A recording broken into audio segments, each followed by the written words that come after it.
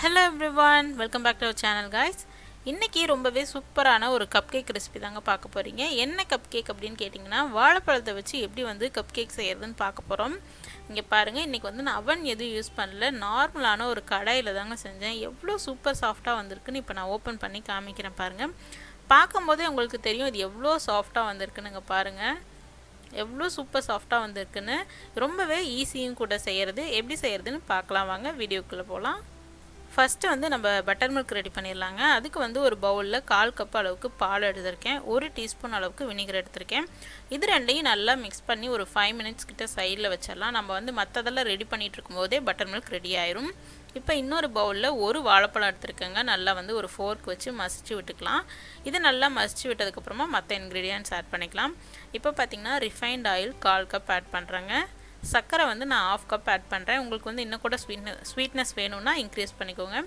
Vanilla essence 1/2 teaspoon. அதுக்கப்புறமா நம்ம ready பண்ணி வச்சுருந்த பட்டர் மில்க் ஆட் பண்ணிக்கலாங்க. இன்றைக்கி வந்து நான் பீட்டர் யூஸ் பண்ணுறேன். நீங்கள் வந்து பீட்டர் இல்லை அப்படின்னா ஒரு பிளெண்டரில் கூட போட்டு நல்லா வந்து ஒரு 2-3 பல்ஸ் விட்டு எடுத்துக்கலாம்.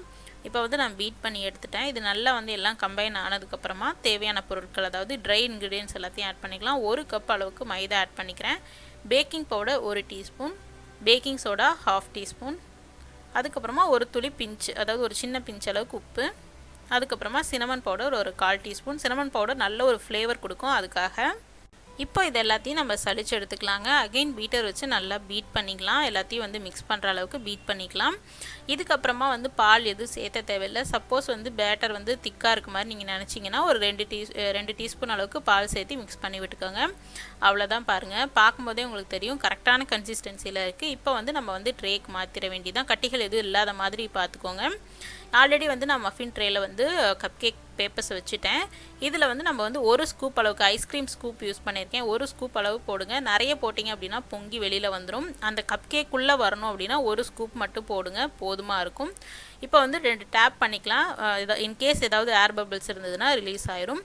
அவ்வளோதாங்க. இப்போ வந்து ப்ரீஹீட் பண்ணி வச்சுருந்த கடாய்க்குள்ளே வச்சு நம்ம பேக் பண்ணிடலாம்.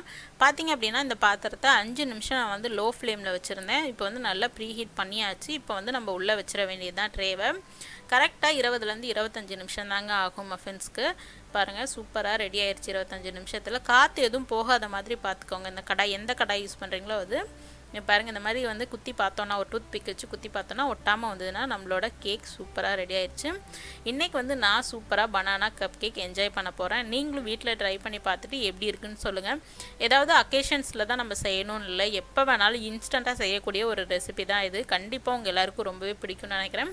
மேபி இந்த கிறிஸ்மஸ்க்கு இல்லை அப்படின்னா நியூ இயர்க்கு நீங்கள் வீட்டில் ட்ரை பண்ணி பாருங்கள்.